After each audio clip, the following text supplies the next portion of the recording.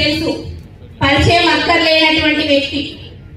కొద్ది క్షణాల్లో వస్తున్నారంట ఇక్కడికి.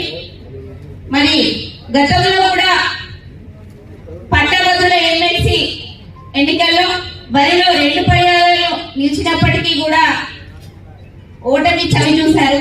అయినప్పటికీ కూడా ఎక్కడా కూడా చలించకుండా, పోరాటాన్ని ఆపకుండా ఒక పోరాట యోధుల్లాగా గత ప్రభుత్వం మీద ఆయన ఎప్పుడు చెప్తుంటాడు, బార్కరాల పోసెట్టి అని. ఆ బార్కరాల పోసెట్టి ప్రభుత్వం పైన పోరాడి ఎక్కడ కూడా అలసిపోకుండా, అరెస్టులైనా కేసులైనప్పటికీ కూడా భయపడకుండా పోరాటంలో నిలిచినటువంటి వ్యక్తి.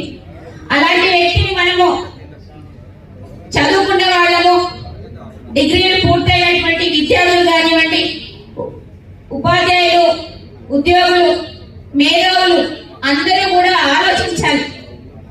ఇలాంటి వ్యక్తికి ఓటేస్తే తప్పకుండా నిరుద్యోగుల యొక్క సమస్యల గురించి, అది ఏ ప్రభుత్వమైనా కానివ్వండి, ఇప్పుడు మనది ప్రభుత్వమే, కాంగ్రెస్ పార్టీ పక్షాన నిలిచి నిరుద్యోగుల సమస్యల గురించి, ఉద్యోగుల సమస్యల గురించి పోరాటం చేస్తారు.